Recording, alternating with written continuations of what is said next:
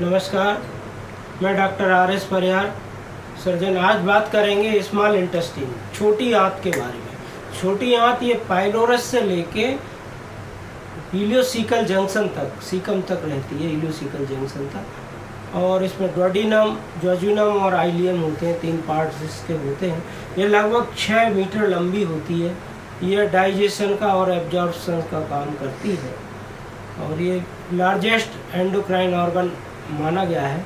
और पेट का ज़्यादातर हिस्सा ये छोटी आंत के द्वारा कवर होता है। छोटी आंत में विभिन्न डाइजेशन भी होता है और एब्जॉर्प्शन भी होता है। डाइजेशन और एब्जॉर्प्शन में जैसे कार्बोहाइड्रेट है तो कार्बोहाइड्रेट में स्टार्च है, ग्लूकोज है, ग्लैक्टोज है, फ्रक्टोज है, इन सब का एब्जॉर्प्शन भी होगा। फिर उसके बाद प्रोटीन होगी तो प्रोटीन जो पैंक्रियास से प्रोटीन आता है उसके बाद ये एब्जॉर्प्शन होता है। प्रोटीन का भी जैसे इसेंशियल अमाइनो एसिड और एसिड्स हैं उनका एब्जॉर्प्शन। इसके अलावा फैट का होगा, जैसे फैट रहते हैं तो फैट में कंजुगेटेड और अनकंजुगेटेड बिलीरुबिन, उन दोनों का एब्जॉर्प्शन होता है डोडिनम, जोजुनम, मतलब आइलियम, स्मॉल इंटेस्टाइन के द्वारा।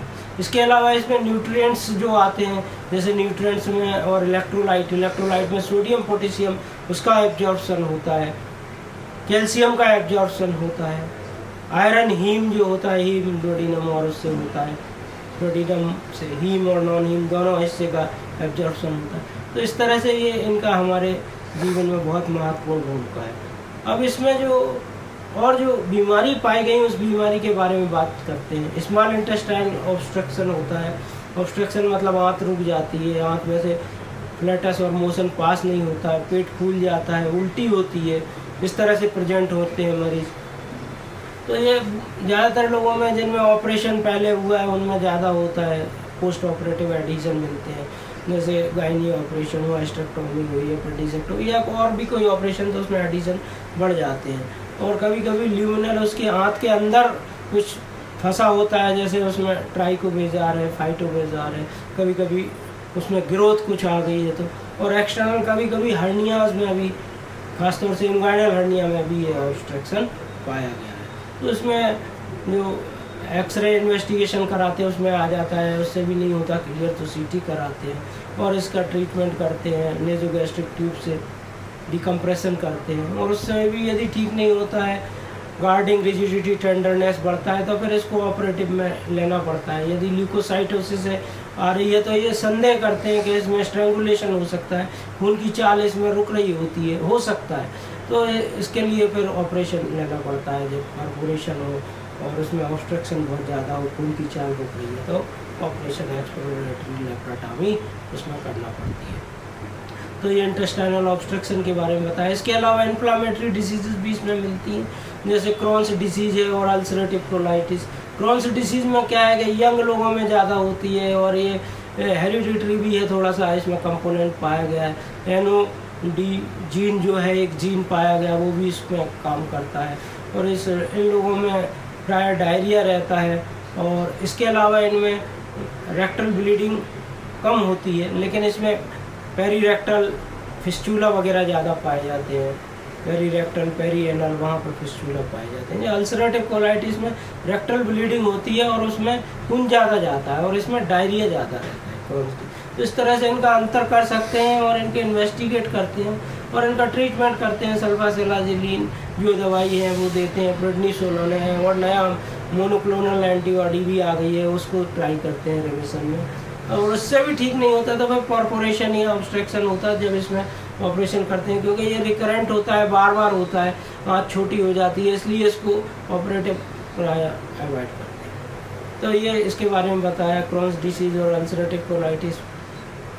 इसके अतिरिक्त इसमें कुछ लोगों में एंट्रोकोटेनियस फिस्टूला भी पाए जाते हैं। फिस्टूला जिसमें विट्रियोजेनिक होते हैं, कहीं जैसे ऑपरेशन हुआ उसमें हो गया, या क्रॉस डिसीज में कई बार फिस्टूला पाए गए हैं, उनमें फिस्टूला बन जाता है। तो फिर उसमें उसको देखना पड़ता है कि कितना आउटपुट है, ज़्यादा जा रही है, कितना इन्वॉल्वमेंट है, कोई ऑब्स्ट्रक्शन तो नहीं है, फॉरेन बॉडी तो नहीं है, एब्सिस तो नहीं है। यदि इसमें कम आउटपुट है तो फिर ये हील हो सकते हैं TPN और सिम्टोमेटिक ट्रीटमेंट से, अदरवाइज इसको एक्सप्लोरेट करना पड़ता है।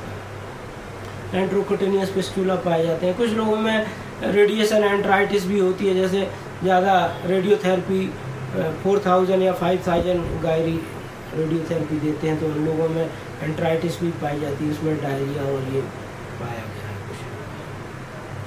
कुछ लोगों में डोडिनल डाइवर्टिकुलम पाया गया है। वैसे डाइवर्टिकुलम कम है, लेकिन डोडिनम डाइवर्टिकुलम पाया जाता है।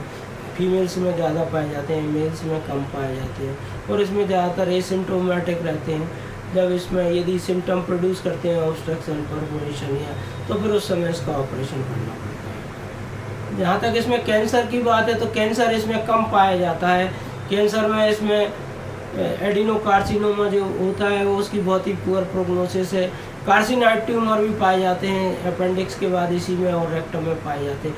कार्सिनॉइड ट्यूमर में फ्लशिंग होती है, डायरिया होता है और सेरोटोनिन लेवल बढ़ जाता है, 5-हाइड्रोक्सी ट्रिप्टोफैन इसका लेवल बड़ा मिलता है।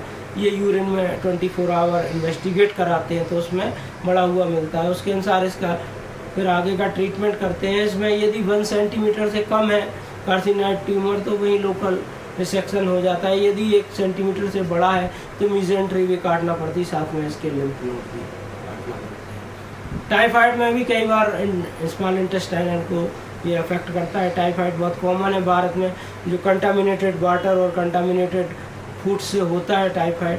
और इसमें भी पियर पेस्ट कई बार इसमें परफोरेशन हो जाता है, फीवर को रिस्पॉन्ड नहीं करता है, तो इसका टेस्ट कराते हैं। विडाल टेस्ट है, इसका कल्चर भी है, और उससे ज़्यादातर सिम्टोमेटिक ठीक हो जाते हैं। यदि नहीं होते हैं तो फिर परफोरेशन होता है, तो उसमें टाइफाइड फीवर में ऑपरेशन करना पड़ता है, एक्सप्लोरेशन करना पड़ता है। ट्यूबरकुलोसिस स्मॉल इंटेस्टाइनल को अफेक्टेड करती है, खासतौर से इलियोसिकल जंक्शन और आइलियम और सीकम के यहाँ अफेक्टेड करती है। तो ट्यूबरकुलोसिस में भी डायरिया, वेट लॉस ये सिम्टम मिलते हैं, और उसके लिए फिर हम उसका टेस्ट कराते हैं, PCR वगैरह हो गए हैं और कल्चर भी कराते हैं। यदि उनसे ATT देते हैं उससे ठीक हो जाते हैं ज़्यादातर। यदि ठीक नहीं होते, स्ट्रक्चर या परफोरेशन ऑब्स्ट्रक्शन होता है तो फिर एक्सप्लोरेशन करना पड़ता है, अदरवाइज सिम्टोमेटिक ट्रीटमेंट से ठीक हो जाते हैं। तो ये इसके बारे में बताया। इसके अलावा जो कैंसर, कार्सिनॉइड ट्यूमर के बारे में बता चुके हैं, और इसके अलावा कुछ लोगों में इंटेस्टाइन ज़्यादा काटना पड़ती है तो शॉर्ट बाउल सिंड्रोम हो जाता है। जैसे जो न्यूनेट बच्चे होते हैं उनमें एंट्रोकोलाइटिस होती है, या क्रॉन्स डिसीज है उसमें बार बार होता है तो हाथ उसमें काटते हैं तो शॉर्ट बाउल सिंड्रोम हो जाता है। तो उसमें क्या जो न्यूट्रेंट हैं और जो एब्जॉर्प्शन है वो हैम्पर्ड होता है।